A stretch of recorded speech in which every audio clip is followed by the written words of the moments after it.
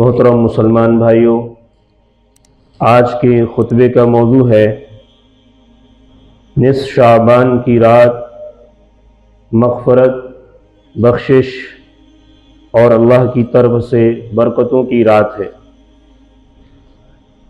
شعبان کا مہینہ اللہ تعالیٰ کی طرف سے برکت والا مہینہ ہے اور رمضان المبارک کا دروازہ کھولنے والا ہے۔ اس لیے مسلمانوں کو چاہیے کہ اس مہینے کی عبادات اور اطاعت کو زندہ کریں تاکہ اس سے روحانی تیاری کر سکیں۔ یہ عمل ان لوگوں کے لیے بھی بہت مفید ہے جو بے جا اپنے اوقات کو ضائع کرتے ہیں تاکہ وہ اس سے اپنے اعمال کو، اپنے اوقات کو قیمتی بنا سکیں۔ کل گزری ہوئی نصف شعبان کی رات ایک خاص رات تھی، لیکن مسلمانوں میں اس رات کی فضیلت کو لے کر دو مختلف گروہ پائے جاتے ہیں۔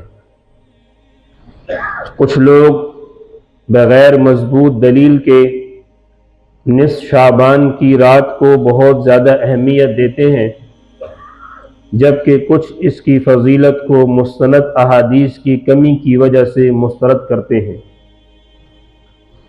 نتیجتاً اس رات کی برکتیں بغیر صحیح استعمال کے گزر جاتی ہیں۔ عام طور پر شعبان کے مہینے کی فضیلت رسول اللہ صلی اللہ علیہ وسلم کی احادیث میں بیان ہوئی ہے۔ نصف شعبان کی رات کو کئی احادیث میں اللہ تبارک و تعالیٰ کی طرف سے بخشش اور رحمت کی رات بتایا گیا ہے۔ نصف شعبان کی رات کو منصفانہ طور پر سمجھنے کے لیے معتبر مصادر اور مراجع کی طرف رجوع کرنا ضروری ہے۔ حضرت معاذ بن جبل رضی اللہ تعالیٰ عنہ سے ایک حدیث مروی ہے،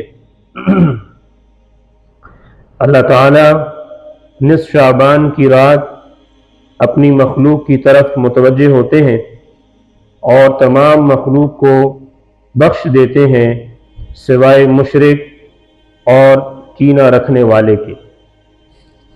ابن حبان۔ یطلع اللہ تبارک و تعالی الی خلقہ لیلۃ النصف من شعبان فیغفر لجمیع خلقہ الا لمشرک او مشاحن۔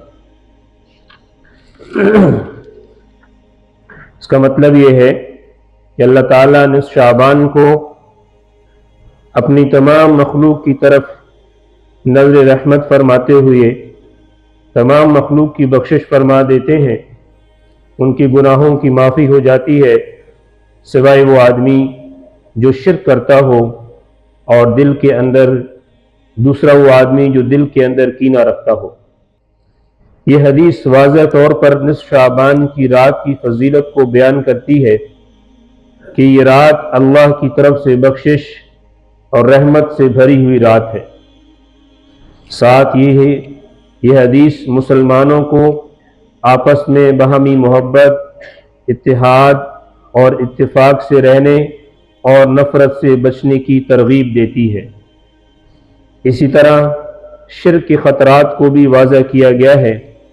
سورہ طٰہٰ کی ابتدائی آیت میں ایمانداروں کو ظلم سے محفوظ رہنے کی بشارت دی گئی ہے، لہذا سچے ایمان کے ساتھ نیک اعمال ضروری ہیں تاکہ آخرت میں کامیابی حاصل ہو۔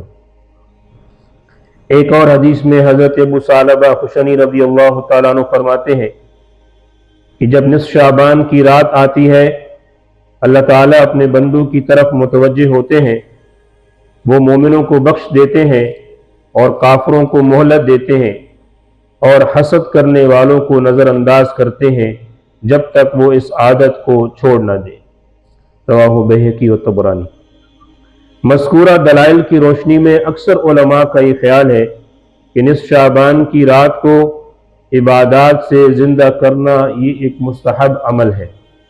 انسائکلوپیڈیا آف فقہ کویت میں اس رات کی عبادت کو پسندیدہ عمل قرار دیا گیا ہے، اور امام شافعی رحمۃ اللہ علیہ نے بھی 5 راتوں کی دعا کی قبولیت کے لیے خاص طور پر نصف شعبان کا ذکر فرمایا ہے۔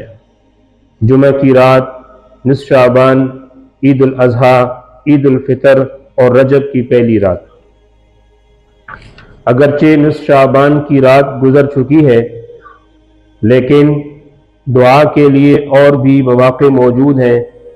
अहम बात यह है कि हम अपना मुहासबा करें, ख़ास तौर पर अल्लाह ताला के साथ ताल्लुक़ और इंसानों के साथ अपने रवाबित को बेहतर से बेहतर बनाएं। अल्लाह के साथ ताल्लुक़ अक़ीदे की मजबूती से कायम रहता है, जबकि इंसानों के साथ ताल्लुक़ हसद, कीना और क़ता ताल्लुक़ी से पाक रहने में बाकी रहता है। अपने दिल से पूछें, क्या हमारे दिल में अब भी कितने ही लामुतनाही हसद मौजूद है? क्या हम अपने रिश्तेदारों से ताल्लुकात तोड़ने के आदी हैं या जोड़ने के आदी हैं?